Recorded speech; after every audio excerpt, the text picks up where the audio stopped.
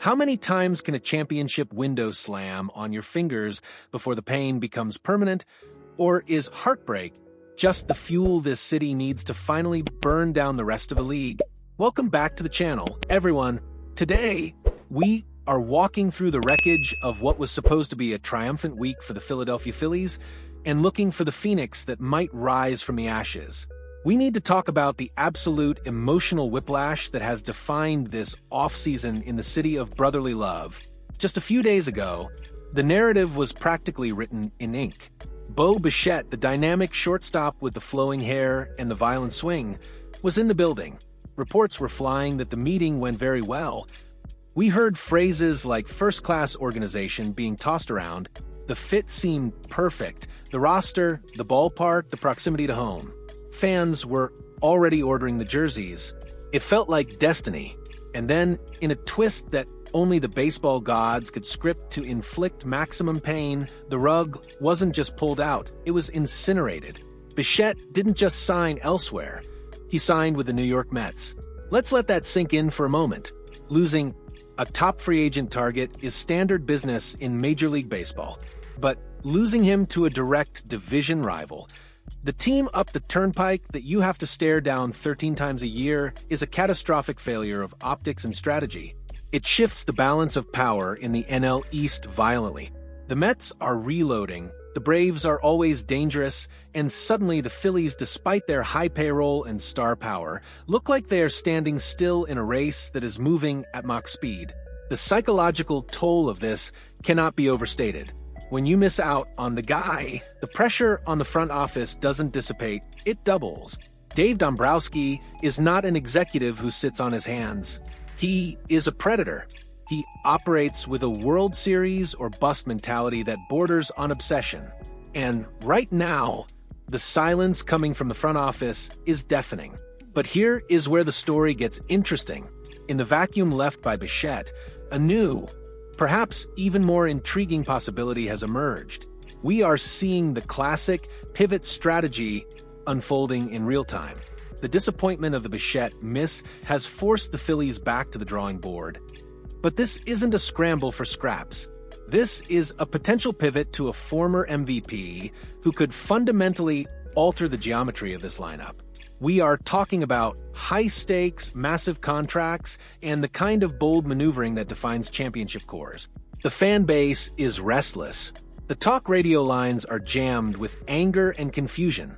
But if you look through the smoke, you might see that the Phillies aren't done. In fact, they might just be getting started on a move that is riskier, more expensive, and potentially more rewarding than the safe that everyone wanted last week. If Plan A goes up in flames, do you grab a fire extinguisher or do you grab a canister of gasoline and try to blow the roof off the place with an even bigger explosion? That is the question facing the Phillies right now as the focus shifts dramatically toward Cody Bellinger. According to TBO's Matt Davis and swirling industry rumors, the door has cracked wide open. Why? Because the New York Yankees, the evil empire themselves, have reportedly stalled in their talks with the former MVP. When the Yankees hesitate, it creates a vacuum in the market, and that is exactly where a desperate and aggressive Dave Dombrowski loves to operate. Let's analyze this potential pivot because, in many ways, Bellinger is a more fascinating fit for this specific roster than Bichette ever was. We are talking about a player who has touched the ceiling of the sport. An MVP award, a World Series ring, and a resurgence that proved his elite talent didn't vanish. It just needed a reset. Bellinger brings something this Phillies team desperately craves: elite versatility. Imagine the chess pieces moving on the board. You have Bryce Harper at first base, but we all know the wear and tear on his body is a constant concern. Bellinger is a gold glove caliber first baseman who provides the ultimate insurance policy. But more importantly, he is an elite outfielder. He tracks balls in the gap with the grace of a gazelle, something this Phillies defense has lacked for years. Adding Bellinger isn't just about his bat, it's about stabilizing a defense that has often been the team's Achilles heel in big moments. He transforms the run prevention unit overnight. Financially, we are looking at a massive commitment, likely in the realm of $165 million. This isn't a bargain bin shopping spree. This is buying a Ferrari. But look at the lineup construction. Bellinger's left-handed swing in Citizens Bank Park? That short porch in right field is begging for his uppercut. The bank is a hitter's paradise, and Bellinger is a hitter who thrives on adrenaline. But beyond the mechanics, there is the vibe fit. Philadelphia loves redemption stories. They love players with swagger. Bellinger has that California cool, but he plays with an intensity that resonates. However, we have to be realistic about the risks. Bellinger's career has been a roller coaster of historic highs and baffling lows. Are you paying for the 2023 bounce-back version, or are you risking a relapse into the struggles that saw him non-tendered by the Dodgers? This is the gamble. But after whiffing on Bichette, the Phillies don't have the luxury of playing it safe. They need a star. They need a name that lights up the marquee and strikes fear into opposing pitchers.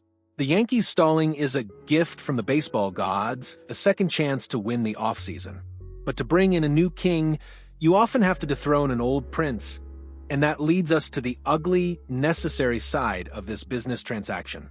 To build a palace, sometimes you have to demolish a beloved but crumbling pillar, and today that demolition crew is parking its bulldozer right in front of Nick Castellanos' locker. We have arrived at the hardest part of the equation. You cannot simply add Cody Bellinger to this payroll and this roster without a corresponding move. The math doesn't work, and frankly, the baseball logic doesn't work either. Matt Davis hit the nail on the head. For Bellinger to arrive, Nick Castellanos almost certainly has to leave. We are staring down the barrel of the fifth and final year of that massive $100 million contract, and the return on investment has officially cratered. In 2025, Castellanos posted a .694 OPS. In the modern game, for a corner outfielder whose primary job is to hit, that number is catastrophic. It is below league average. It is a liability. We need to have an honest conversation about Castellanos. He has given this city incredible moments. He has been a quote machine, a vibe setter, and at times a postseason hero. But sentimentality is the enemy of progress. His defense has always been an adventure and not the fun kind. It's the kind that gives pitchers ulcers. With his bat slowing down and his defensive range evaporating, he has become an anchor dragging down the lineup's efficiency. The report suggests the Phillies will likely have to eat most of the $20 million remaining on his deal just to facilitate a trade or a release. Think about that. They might have to pay him $15 million or $18 million to go play for someone else. That is a bitter pill to swallow, but it is the cost of doing business when you are chasing a ring. This is addition by subtraction in its purest form. By moving on from Castellanos, you open up right field. You clear a roster spot. You remove a defensive liability. And you free up the financial flexibility, even if it's just a fraction, to fit Bellinger under the luxury tax apron. It is a ruthless calculation. The Phillies are up against it with the payroll, but standing pat with a declining asset is not an option. The window is open now. Harper is in his prime now. Wheeler and Nola aren't getting younger. Every at-bat given to a struggling veteran is an at-bat stolen from a potential difference-maker. So the stage is set for a dramatic changing of the guard. The prediction is clear. Castellanos out, Bellinger in. One era ends, another begins. It is a move that says, we thank you for the memories, but we need runs. It is a move that proves this front office isn't afraid to admit a mistake to fix the future. Now, I need to hear from you, because this is the kind of move that tears a fan base apart. I want you to go to the comments right now and answer me this. Are you ready to say goodbye to Nick Castellanos and his chaotic energy if it means getting Cody Bellinger? Or is Bellinger too much of a risk for that kind of money? Are the Phillies panicking after losing Bichette? Or is this actually the smarter play? Do not sit on the fence. Tell me what you would do if you were the GM. Smash that like button if you want the Phillies to go all in, and I will see you in the next report.